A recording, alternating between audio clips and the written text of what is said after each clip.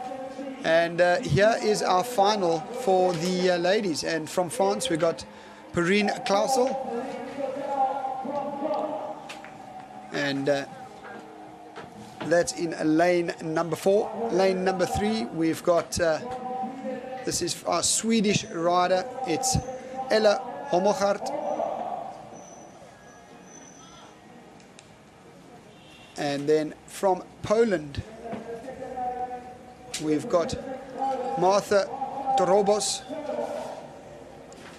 And finally, in lane number 1, a lady that absolutely dominated from Switzerland. It's Kathrin Stirnemann, and she is the sister of Matthias Stirnemann, the very famous cross-country rider that won the Absa Cape Epic down in South Africa earlier this year. So definitely a cycling family. I would say that Kathrin Stirnemann, definitely the favorite for this one. She's got a lot of power. She was very dominant, but anything can happen. Oh, and good start there for Kathrin. Look at that. Oof. But rider number 4 really actually taking the lead. Look at that. That is Holmegård from Sweden taking the lead. But Kathrin charging and putting on the pressure. Look at the power. Look how she's throwing that bike from left to right, trying to get just that bit more drive. That was an all-out drag race. And look at this. You can just see neck and neck battling it out. This is for the rainbow jersey, so they are going to give it everything they have. Does she have an answer here in the terraces? Going wide around the tree right there, trying to just push on the pressure.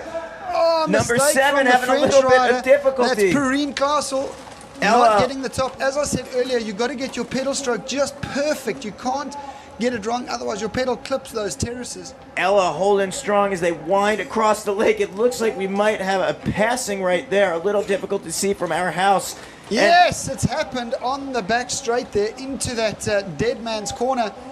And into the front goes Kathrin Stirnemann. Wow, Stirnemann right now charging, but you can just see the pressure being put on by Ella. They are really pouring it on here as they go into the rock garden, just charging around. As you mentioned, this is for the UCI rainbow jersey. That signifies a world champion. Every single rider around the planet, it doesn't matter which cycling discipline you are in, you want to wear that jersey. It is a top honor. It is a top feat to be in that spot, but you just see the drag race battling it out, how much endurance is going as we join back with our riders on our tree decision maker. And they come in and look at that. There's a little bit of a lead being pulled out there by Stirnemann, and but it is still close. We've got Perrine Clauzel coming up nice and close. And could we see a very last minute overtake there? Could Ella be going into third? Perrine, but Stirnemann definitely putting her stamp of approval of that section. She managed to get just a little bit of a gap, and that's going to be very hard to close up. Yeah, taking advantage of getting that lead. You can see she's looking over her shoulder right now, over the rock guard, and that might have been one of the big hurdles that could have potentially gone in the way. And look at that, the arms go up. Oh, look at the sprint. And Ella has got second place. We've then got Perrine Clauzel from France in third. What a race. That was absolutely awesome. And it is Kathrin Stirnemann who takes first place, the gold medal and the coveted rainbow jersey from Switzerland. And the Swiss are going to be happy about that one. She's got her brother and her brother's teammate who's currently the world champion. So the Swiss at the moment really holding strong in the world of mountain biking and really supporting their riders. That is very, very, very cool to see that. So let's take a look as our champions in our big final cross the line at our 2017 UCI Urban Cycle Mountain Bike Eliminator. As we are looking at our top scores for our big final results. So in fourth place, we got Martha Torboros from Poland, Perrine Clauzel from France in third, Ella Holmegård from Sweden, and then in first place, it's Kathrin Stirnemann from Switzerland. What a ride by these top 4 ladies, and the top 4 ladies in the world for 2017 here at the Urban Cycling World Champs in Chengdu, China. What a race. I got to tell you, Dylan, just seeing all of our athletes out here, but specifically the elite women, putting on that endurance, the pressure, the sprinting, and the bike control to go around our 1 kilometer course. Unbelievable out here, just pouring it on, the energy it takes, race after race, battle after battle, as we can see our elite men who have yet to take the line. We are going to use this opportunity to look at our start of our big final for women's. You could see how hard Kathrin, just putting everything in. She wasn't even looking forward. She was looking straight down and just trying to give everything her body can, get that bike moving from side to side and just generate an extra couple of watts just to get in the front. And she just couldn't do it. What a race though. It was very impressive. I properly enjoyed that. And the amount of power Ella getting out from that start, that was impressive. To be able to get out in front of Kathrin on the start, that means that she's got a lot of power, and it's going to be interesting to see what happens next year, because if she can just get a bit more stamina, it's going to be big. To overtake the Swedish girl, and you did it. Yeah, you know, I wanted this really bad, and I just there was nothing to hold me back today. I worked hard for this, and yeah, I took the chance where I could overtake her, and I'm so happy. You didn't have the best start, but at the end you were able to make it. Yeah, it was quite tricky with that new start signal. I was a bit confused always, but yeah, I knew it's a long track, and there was plenty of chances to catch, to overtake, and yeah, I'm so happy it's done now. And how does it feel taking this rainbow jersey? Oh, it's just great. I mean, every rider comes here fighting for the jersey, and I got it now, wearing for 1 year, and I'm super happy. And what does it mean for you being here in China in this urban world cycling world championship with different disciplines all together, trials and BMX? Yeah, I totally loved it. It's great. The spirit in the hotel. You meet all the other riders. We had the possibility to see some of the other disciplines, events, and yeah, it's cool. I think it's the right step in the right direction. Thank you very much for these nice words, and congratulations again. Thank you. Thanks.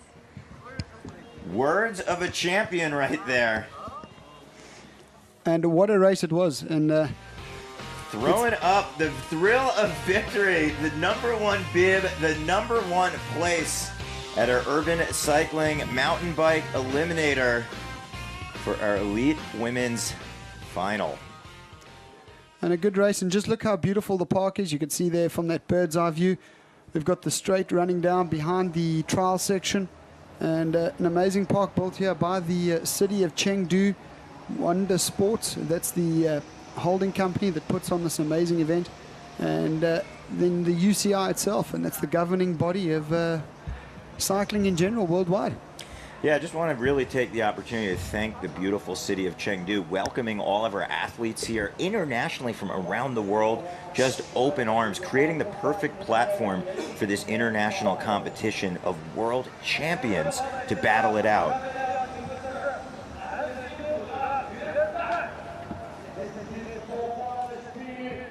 So we are getting ready for our men's elite.